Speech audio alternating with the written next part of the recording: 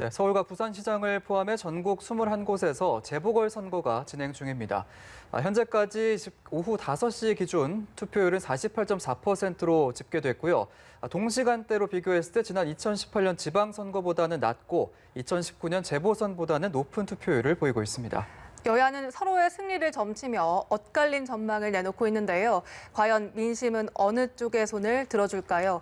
최창렬 용인대 교양학부 교수, 김형준 명지대 인문교양학부 교수와 함께 이번 재보궐선거 전망해 보겠습니다. 어서 오십시오. 어서 오십시오. 안녕하세요. 네. 자, 13일간의 선거 레이스 이제 마무리가 됐고요. 유권자들의 선택만을 남겨두고 있습니다.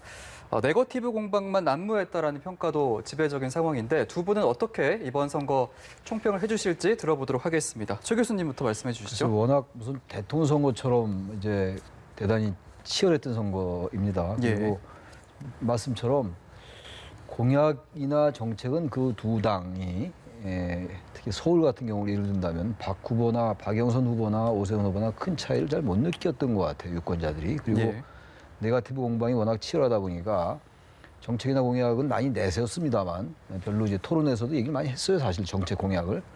유권자들은 뭐 정책 공약보다는 특히 내곡동 땅 그리고 특히 이제 처음에 선거 초반에는 보수 야권의 단일화 이슈, 그다음에 내곡동 땅 의혹, 이것이 이제 전부 이제 선거를 덮은 거 아니냐는 생각이 들고요. 그러나 그럼에도 불구하고 정권 심판론이라는 강한 프레임이 작용한 선거였다라고 보여지는데, 아무튼 전체적으로 마지막에 뭐 생태탕 얘기도 나오고 그랬었잖아요. 뭔가 자꾸 네거티브라는 게 상대방을 검증하기 위해서 필요한 것이 있을지 모르겠습니다만 그런 말이 나오니까 너무 선거가 희화되는 것 같아요. 서울시장 선거가 물론 이제 지방선거이기 때문에 중간 심판의 성격을 갖고 있다 하더라도 중간 평가, 과도하게 대선과 연결된 측면이 없지 않았다. 대선 전초전이나 대선 풍향계란 말은 뭐 우리가 다 알고 있는 말인데 과도하게 대선과 연결시키는 이런 측면이 있었다는 생각이 듭니다.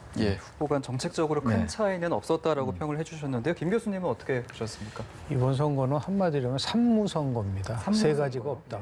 첫째는 정책과 비전이 없고요. 두 번째는 저는 미래가 없고, 마지막 세 번째는 성평등 의제가 없다. 이번 선거가 왜 치러지는 걸 본다고 한다면요. 그래서 아마 훗날 이런 얘기를 할 겁니다. 2021년도 4월 7일 재보궐선거하면 가장 먼저 떠오르는 거는 생태탕, 빼레가모, LCT, 그것밖에 생각이 안 나는 선거가 돼버렸어요. 오히려 저는 두 후보 모두 다 정책적인 측면에서 굉장히 강점을 저는 갖고 있다고 보고 있거든요. 특히 이제 박영선 후보 같은 경우는 뭐 굉장히 당 대표도 하고 뭐 중기부 장관도 하고 그렇지 않습니까? 또 오세훈 시장은 뭐 두 번의 서울시장 선거를 통해서 시장이 됐기 때문에. 그런데 정책과 후보는 다 날아가고 오로지 그냥 뭐 상대방에 대한 뭐 네거티브 비방 이것만 남다 보니까 제가 볼 때는 역대 최악의 혼탁과 비방 선거라고 평가받을 수 있을 만큼 저는 이번 선거에서 그렇게 높은 점수를 주고 싶지 않습니다. 네, 두 분 모두 혹평을 해주셨습니다. 이 최종 투표율도 50%를 넘길지 많은 관심사였는데 이 추세대로라면 50%는 넘길 것으로 보입니다. 그래서 질문을 좀 바꿔서요. 50대 초반을 넘어서 그 중후반까지도 갈 수가 있을까요? 어떻게 보십니까? 저 50대 중반까지 갈 것 같아요. 5시 현재 49.7% 이 정도 나오고 있거든요. 3시간 남았으니까 8시까지 50% 중반까지 가지 않겠느냐. 2011년도에 그 박원순 시장 당선됐을 때 선거예요. 서울시장 보궐선거. 그때 48.6%였거든요. 그 지난 지방선거보다 낮긴 낮은데 7월 지방선거가 2018년도 60.2%였거든요. 근데 그때는 공휴일이었단 말이에요. 오늘은 공휴일이 아니거든요. 그런 걸 감안한다면 특히 이제 2011년도에 보궐선거 투표율 48.6%를 생각한다면 50대 중반의 투표는 결코 낮은 투표는 아닌 것 같아요. 저는 어쨌든 50대 중반으로 갈 것 같긴 해요. 적어도 50대 이하로 갈 수는 없는 거죠, 지금. 그리고 지역에 따라 차이는 있습니다만 자치구별로 특히 강남 지역에서, 서울 강남 지역에서 투표율이 높은 걸 좀 주시할 필요가 있지 않는가 그런 생각을 합니다. 50대 중반으로 50% 중반대로 예상을 해주셨고, 김 교수님께서는 어떻게 예상하십니까? 통상적으로 지금 저희들은 뭐 2018년도 지방선거, 2020년도 총선과 지금 재보궐선거를 무차별적으로 비교를 하는데요. 그건 제가 볼 때는 정확한 비교는 아니에요. 2004년서부터 12년까지 총 광역단체장에 8번의 재보궐선거가 있어요. 재보궐선거는 재보궐선거 가지고 비교를 해야 된다는 거죠. 그런데 2004년도에는 뭐 한 투표율이 30%밖에 안 됐어요. 가장 많은 재보궐선거는 세종시에 있어서 2012년 59.1%가 가장 높았습니다. 그리고 2011년도 10월 26일은 48.6%고 고전에 있었던 강원도지사 선거에서도 47%밖에 안 돼요. 그래서 이게 50%를 넘는다는 의미는 뭐냐면 결국은 일종의 보이지 않는 바람이 불 수도 있다는 것을 암시하는 겁니다.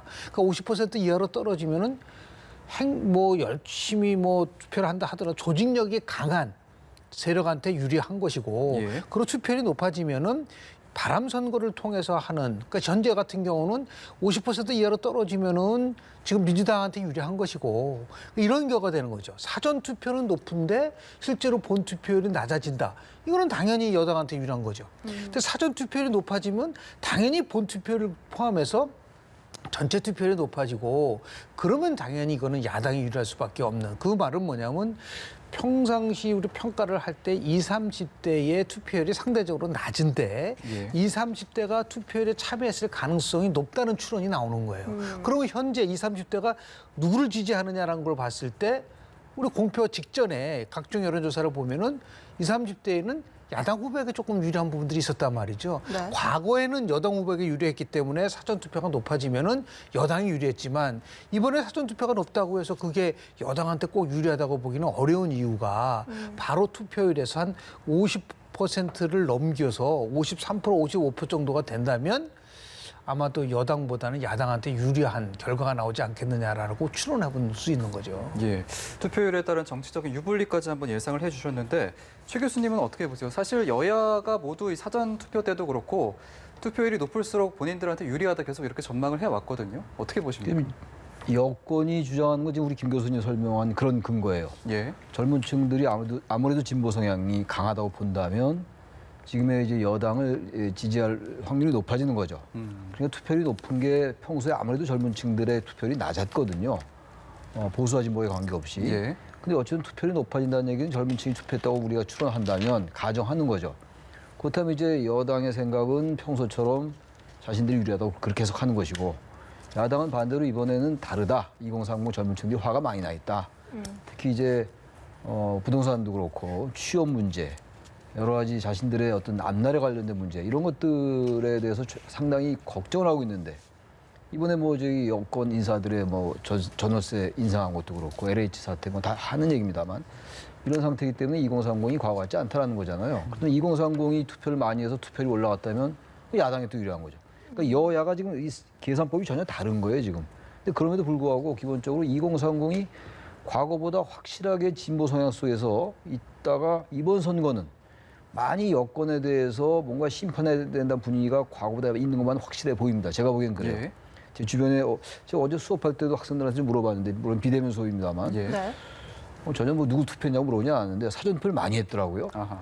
학생들이 이제 예. 서울 주소지 학생들 물어본 다음에 물어보니까 그런 걸 봐서 느낌에는 젊은 층의 이 투표 성향이 과거처럼 마냥 여권에만 유리하게 그렇게 진행됐다고만 단정이 어렵다.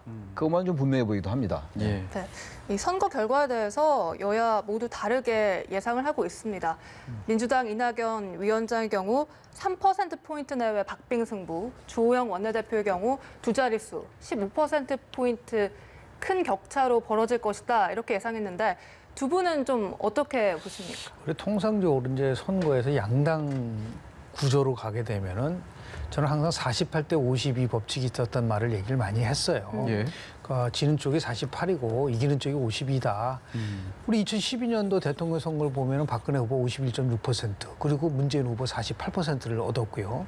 2017년도 대통령 선거도 보면 문재인 후보 41.1, 그리고 심상정 후보 6.2를 더하면 47.3%예요.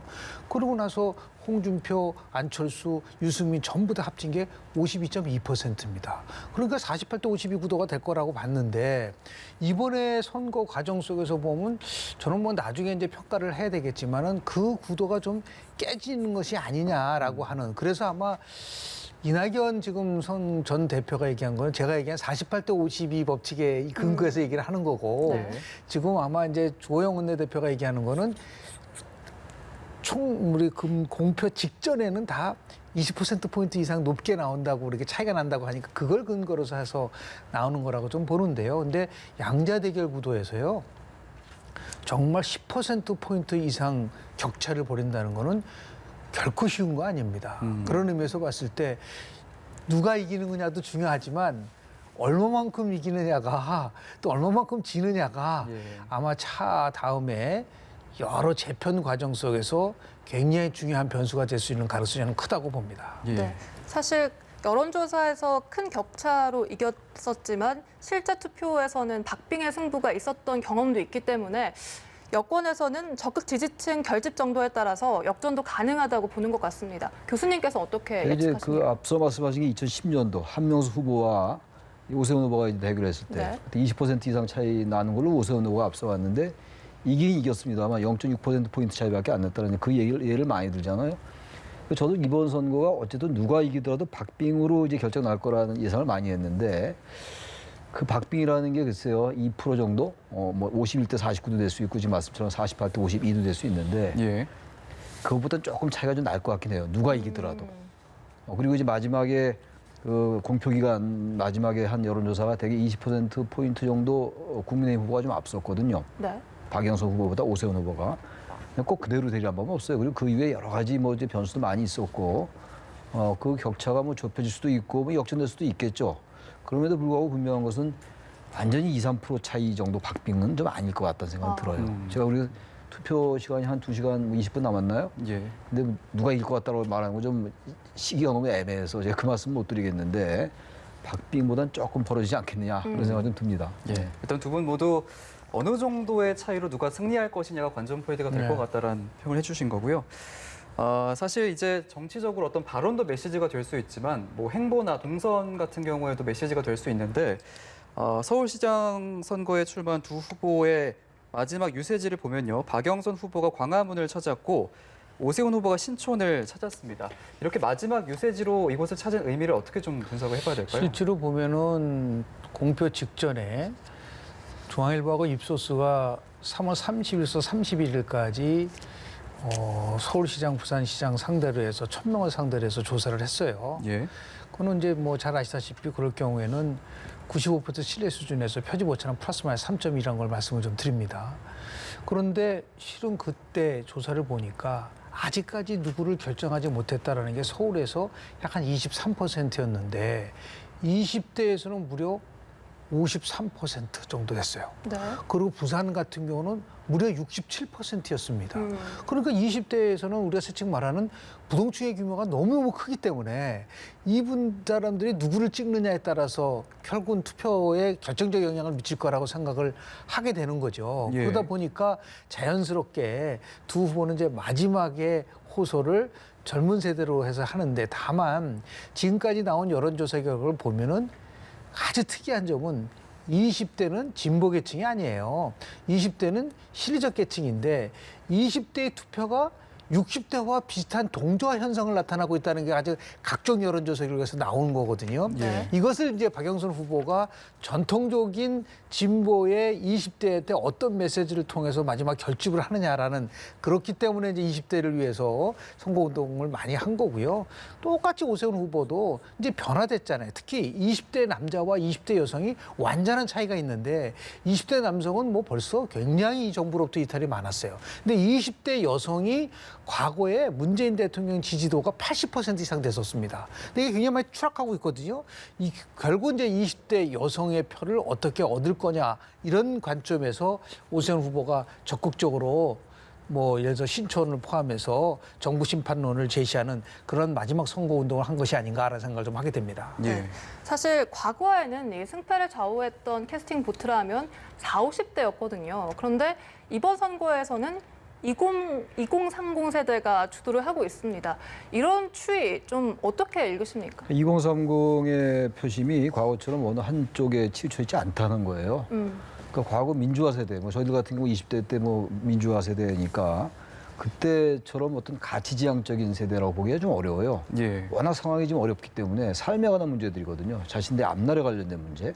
그런 문제들이기 때문에 과거의 20대와 30대를 보는 관점을 보는 건 너무 이제 도식적인 거죠.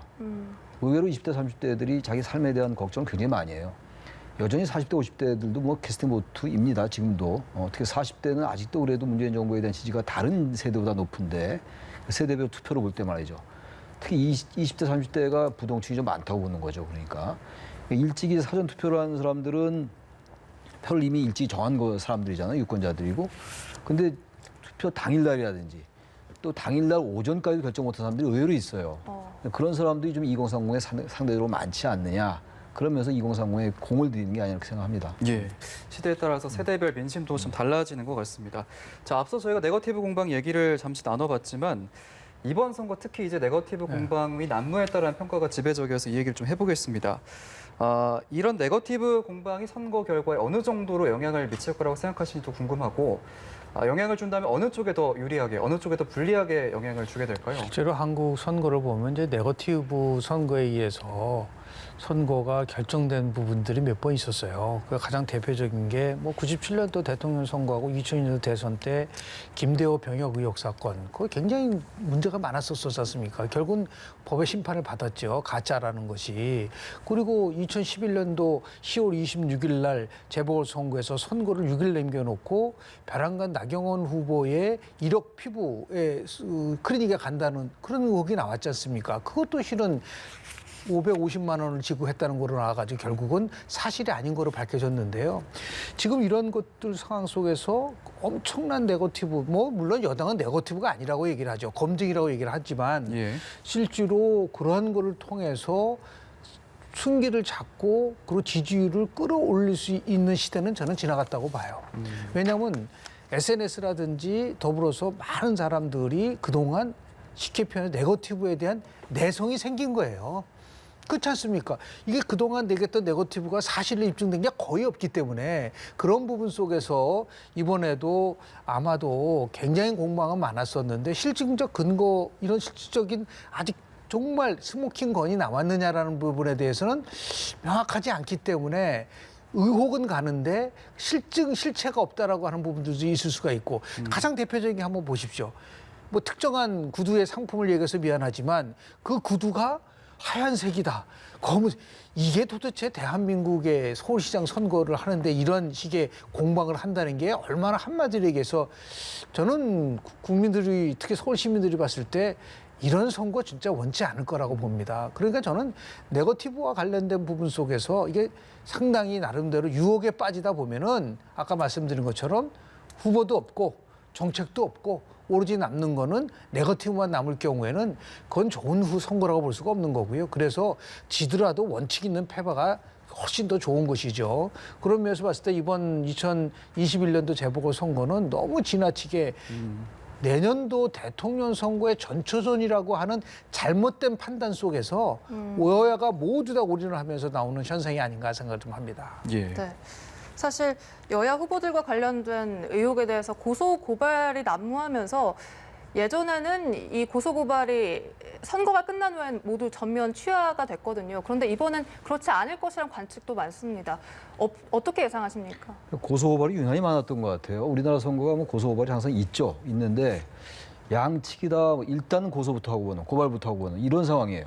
고소 고발을 하면 일단 상대방 후보나 상대방 쪽에서 움츠러들 수밖에 없으니까 뭐 그런 어떤 효과를 노리는 것 같긴 한데 선거 끝나면 뭐 취하하고 되게 이제 없어지는 게 되게 일반적인데 몇 가지의 경우는 끝까지 갈 공산이 큰 것 같아요. 내곡동 땅에 관련해 가지고 사실 처음에는 그 보금자리로 지정되는데 내곡동 그쪽이 과연 오세훈 시장이 시장을 할 때 오세훈 후보가 자신의 영향력을 행사해서 특혜를 준 것이냐가 쟁점이었거든요. 근데 측량 얘기가 나오면서 이제 측량 현장이 있었냐 없었냐가 이제 쟁점이 돼 버렸어요. 예. 아닌 게 아니라 선거가 진행되면서 그 내곡동 땅 얘기가 계속 나오니까 LH 사태에 대한 어떤 그런 여권의 불리한 점이 좀 희석된 면도 없지 않아 있어요. 거의 내곡동 땅이었거든요. 아까도 제가 말씀드린 구두 얘기도 나왔습니다만 생태탕 얘기 나오고 말이죠.